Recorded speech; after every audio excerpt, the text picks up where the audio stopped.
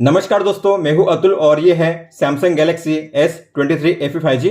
दोस्तों, इस फोन के लिए रिलीज किया गया है One UI 6 का ऑफिशियल स्टेबल अपडेट जो बेस्ड है एंड्रॉइड 14 पे। तो अगर आप जाओगे सॉफ्टवेयर इन्फॉर्मेशन में तो यहाँ पे मेंशन किया गया है One UI वर्जन 6.0 जो बेस्ड है एंड्रॉइड 14 पे। तो अपडेट के बाद कई सारे नए फीचर्स को ऐड किया गया है। हम बात करने वाले हैं ऐसे ही टॉप 20 न्यू फीचर्स की जो आपको देखने मिलेंगे One UI 6 अपडेट के बाद इस फोन में। तो One UI 6 में अब आपको मिलता है नया कंट्रोल सेंटर। जैसे आप इसे एक्सेस करोगे तो आप यहाँ पे देख सकते हो इसे लिटरली चेंज किया गया है।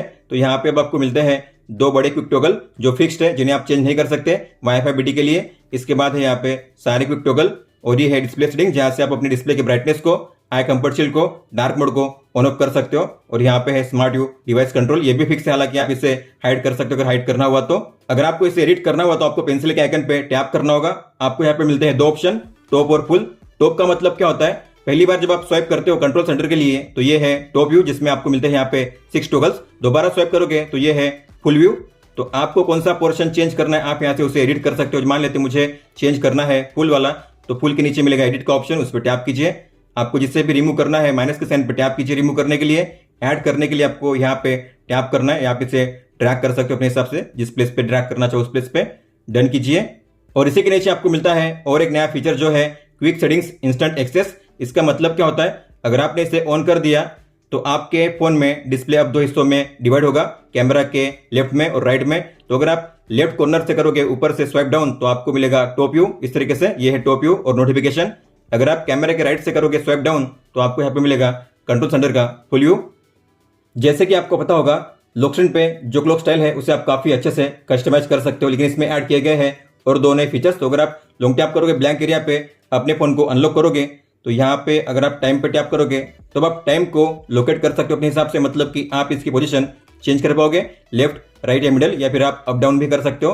तो इसे आप लिटरली ट्रैक करके जहाँ पे प्लेस करना चाहो वहाँ पे प्लेस कर सकते हो अपने हिसाब से।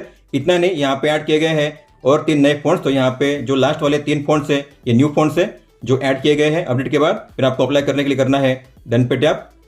इस तरीके से आपको मिलेगा ये clock style. Drag and drop with 2 hands का फीचर भी ऐड किया गया है जो काफी शानदार है, मतलब कि आप एक साथ 2 अलग अलग फिंगर का यूज करके अलग अलग एक्टिविटी कर सकते हो। जैसे कि मान लेते हैं मुझे इस आइकन को, व्हाट्सएप के आइकन को प्लेस करना है इस पेज पे, तो आप एक फिंगर से करेंगे इसे लॉन्ग टैप और आपको ड्रैग करना है, और आप दूसरे फिंगर से कर सकते हो स्वाइप, तो आप एक साथ 2 फिंगर को यूज कर पाओगे इस तरीके से। मान लीजिए आपको किसी फोटो को मूव करना है किसी और एल्बम में, तो आपको उन्हें करना है सिलेक्ट इस तरीके से। जैसे आप लॉन्ग टैप करके ड्रैग करोगे तो आप दूसरे फिंगर को भी यूज कर पाओगे, तो आप बैक जाने के लिए इसका यूज कर पाओगे, एल्बम को ओपन करने के लिए इसे यूज कर पाओगे, और इस तरीके से आप इसे मूव या कॉपी कर पाओगे। इतना ही नहीं, अगर आप चाहो तो किसी भी फाइल को ड्रैग एंड ड्रॉप करके काफी आसानी से किसी और ऐप में शेयर कर सकते हो। जैसे कि मुझे इसे अटैच करना जीमेल में, तो मैं इस पर लॉन्ग टैप करके ड्रैग करूंगा, मैं दूसरे फिंगर से गैलरी को क्लोज करूंगा, जीमेल को ओपन करूंगा, जीमेल में कंपोज करूंगा और यहाँ पे इसे अटैच करूंगा। तो मैंने 2 फिंगर को यूज किया 2 अलग अलग एक्टिविटी करने के लिए। अब जब भी किसी भी मीडिया को प्ले करते हो तो प्ले होता है मीडिया प्लेयर में यहाँ पे, और इसे काफी इंप्रूव किया गया है। जैसे कि आप देख सकते हो जो भी आप सॉन्ग प्ले कर रहे हो उसका जो एल्बम आर्ट है अब आपको इस तरीके से शो करेगा पूरे मीडिया प्लेयर में, बैकग्राउंड में, फुल स्क्रीन में ये शो करेगा। और आप अगर गौर करोगे तो ये जो सिक बार है इसमें आपको मिलेगा इस तरीके से वेव एनिमेशन जो काफी शानदार लगता है। अगर आपने इसे इस तरीके से एक्सटेंड फॉर्म में ही मिनिमाइज किया है, दोबारा अगर आप इसे ओपन करोगे तो आपको ये एक्सटेंड फॉर्म में ही शो होगा, लेकिन अगर आप इसे मिनिमाइज करोगे और अगर आप इसे दोबारा ओपन करोगे तो अब आपको मिनिमाइज फॉर्म में ही शो करेगा। तो लास्ट टाइम आपने जिस पोजीशन पे इसे क्लोज किया था उसी पोजीशन पे आपको शो करेगा अगर आप फिर से उसे दोबारा ओपन करोगे तो। नोटिफिकेशन लेआउट को इंप्रूव किया गया है, तो अगर आप गौर करोगे तो यहाँ पे आपको शो करते हैं ऐप आइकन, और ये वही सेम ऐप आइकन है जो आपको शो करते हैं होम पेज पे और ऐप ड्रॉअर में। तो जो आइकन यहाँ पे शो कर रहे हैं सेम वही आइकन आपको यहाँ पे भी शो करेंगे। तो अगर आपको इस फीचर को ऑन करना हुआ तो आपको जाना है सेटिंग्स में, नोटिफिकेशन में, एडवांस सेटिंग्स में, और यहाँ पे होगा नया ऑप्शन जो है शो ऐप आइकन इन नोटिफिकेशन, इसे ऑन कीजिए। अगर आप इसे ऑफ करोगे तो पुराने फॉर्म में आपको आइकन शो करेंगे यहाँ पे। इसके अलावा आप अपनी नोटिफिकेशन को सॉर्ट कर सकते हो, मतलब कि अरेंज कर सकते हो 2 तरीके से। तो आपको बैक जाना है यहीं पे और यहाँ पे होगा सॉर्ट नोटिफिकेशन, इस पर टैप कीजिए। यहाँ पे ऐड किया गया है बाय टाइम, मतलब कि पुराने आपके नीचे शो करेंगे और नए ऊपर में शो करेंगे। नए फॉन्ट स्टाइल को ऐड किया गया जो काफी शानदार लगता है यूआई में। तो अगर आप जाओगे सेटिंग्स में, डिस्प्ले में, फॉन्ट साइज एंड स्टाइल में, फॉन्ट स्टाइल में, तो यहाँ पे ऐड किया गया है डिफॉल्ट का नया फॉन्ट। हालांकि पहले भी था, लेकिन जो डिफॉल्ट का ये फॉन्ट स्टाइल है वो काफी अलग है पहले से, तो काफी ये शानदार लगता है यूआई में, आप देख सकते हो। वन UI 6 में इमोजी स्टाइल को चेंज कर दिया गया है, मतलब कि उसके डिज़ाइन लुक को चेंज कर दिया गया है। तो अगर आप जाओगे इमोजी में, आप देख सकते हो इमोजी स्टाइल काफ़ी चेंज हुई है, इसका डिज़ाइन लुक काफ़ी बेटर है पहले से। तो इस तरीके से आप इन्हें यूज़ कर पाओगे।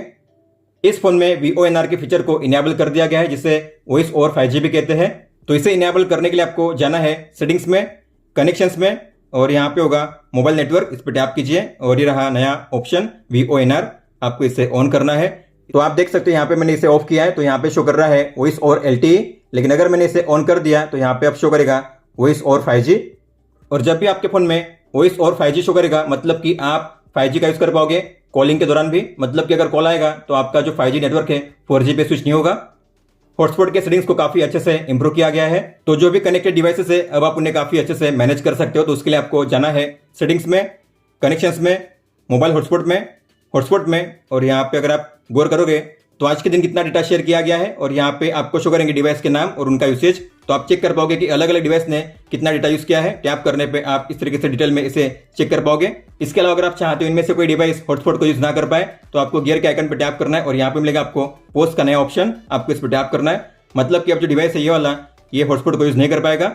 इतना ही नहीं, आप अलग अलग डिवाइस के लिए अलग अलग टाइम लिमिट, डेटा लिमिट को सेट कर सकते हो। तो आपको गियर के आइकन पे टैप करना है और यहाँ पे डेटा लिमिट, टाइम लिमिट, आप जो भी लिमिट यहाँ पे सेट करोगे, अगर वो लिमिट पहुंच जाती है, फिनिश हो जाती है, तो उसके बाद जो डिवाइस है वो आपके हॉटस्पॉट को यूज नहीं कर पाएगा।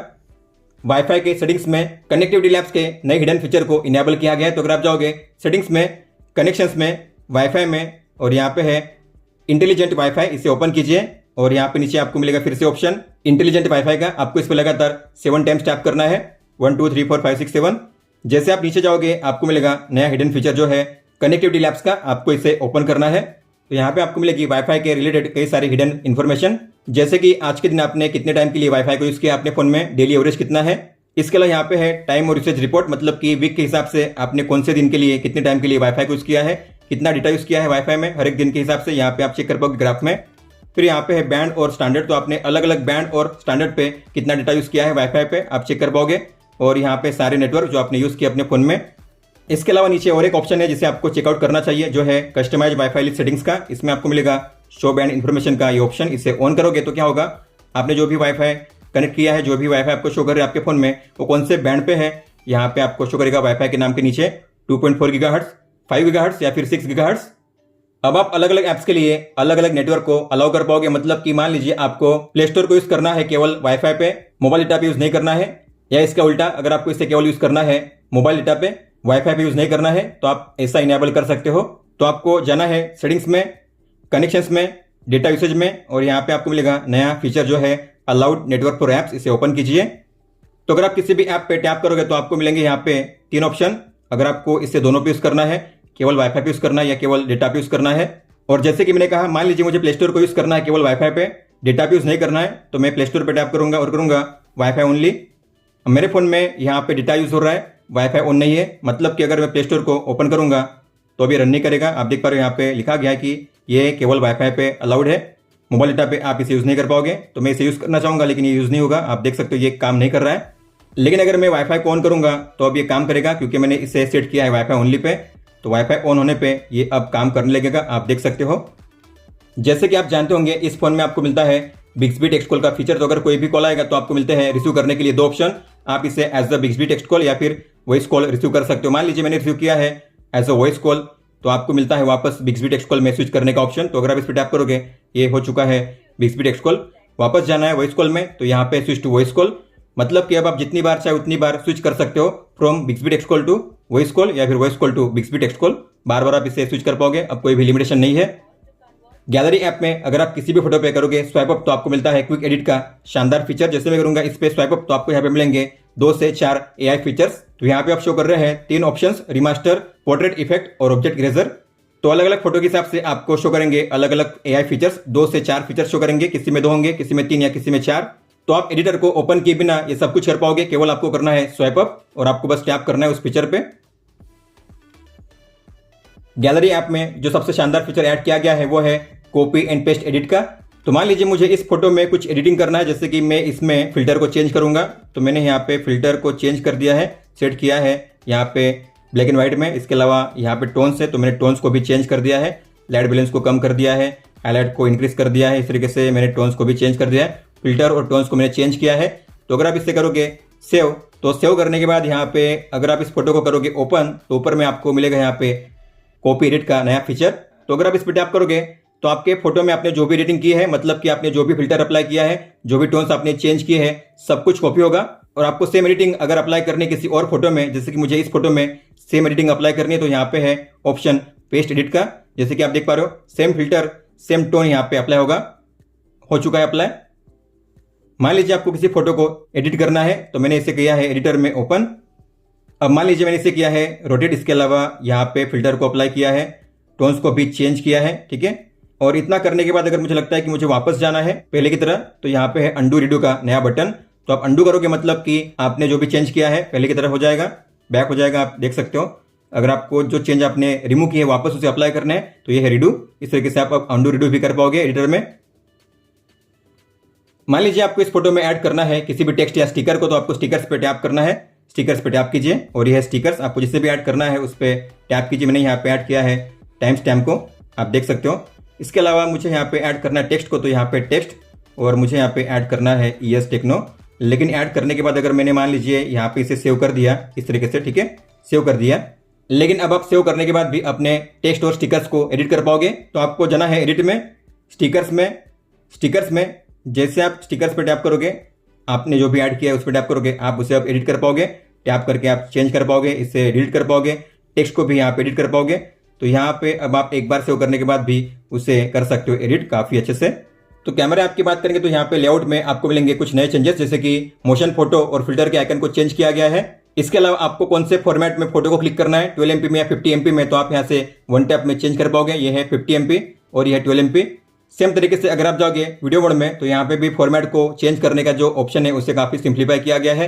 जैसे कि आपको कौन से साइज में रिकॉर्ड करना है और कितने FPS पे, तो यहाँ पे साइज और FPS को चूज करना काफी आसान हुआ है। येलो में शो करेगा, मतलब कि उस फॉर्मेट में रिकॉर्ड होगा आपका वीडियो।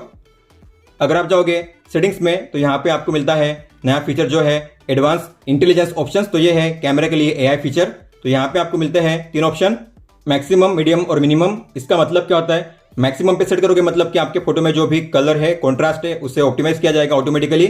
मीडियम पे सेट करोगे तो आपके फोटो में मीडियम लेवल पे ऑप्टिमाइज किया जाएगा। और अगर आप सेट करोगे मिनिमम पे, तो आपके फोटो को बिल्कुल ऑप्टिमाइज नहीं किया जाएगा। तो यहाँ पे आपको 2 पैरामीटर को ध्यान में रखना है, एक तो कैप्चर स्पीड और ऑप्टिमाइजेशन।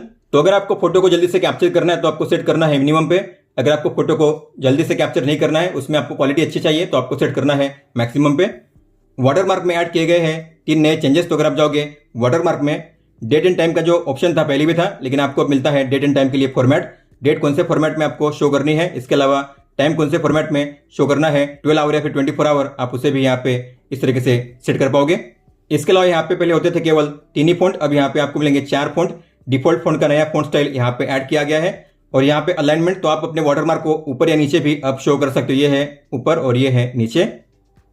कस्टम कैमरा विजेट के नए फीचर को ऐड किया गया। तो अगर आप जाओगे होम पेज पे, लॉन्ग टैप करोगे तो यहाँ पे है विजेट का ऑप्शन, टैप कीजिए और यहाँ पे आपको मिलेगा कैमरा, टैप कीजिए।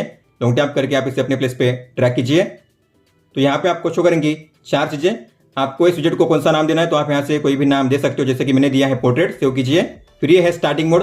तो जब भी आप इस विजेट पे टैप करके कैमरा को ओपन करोगे तो कौन सा मोड ओपन होना चाहिए, तो यहाँ पे आपको मिलेंगे ऑप्शंस। जैसे कि मान लीजिए मुझे ओपन करना है रियर कैमरा और प्रो मोड, तो जैसे मैं टैप करूंगा मेरे फोन में ओपन होगा back camera with pro mode. और इस कैमरा विजेट के जरिए जो भी फोटो आप क्लिक करोगे कौन से फोल्डर में सेव होनी चाहिए, तो यहाँ पे आप फोल्डर भी चूज कर सकते हो। तो मान लीजिए मैंने सेव किया है स्क्रीनशॉट।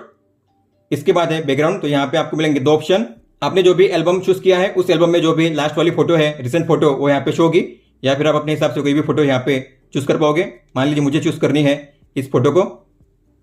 सेव करने पे आप देखो आपको इस तरीके से मिलेगा ये विजेट। आप इसकी साइज भी चेंज कर सकते हो और आप एक साथ कई सारे विजेट को प्लेस कर पाओगे।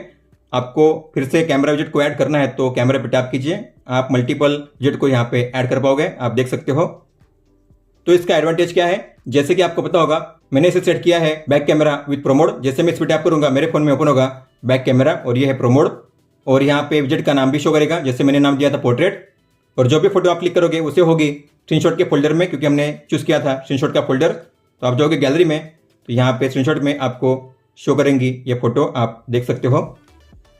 दोस्तों तो ये थे टॉप 20 न्यू फीचर्स जो आपको देखने मिलते हैं Samsung Galaxy S23 FE 5G में वन UI 6 अपडेट के बाद।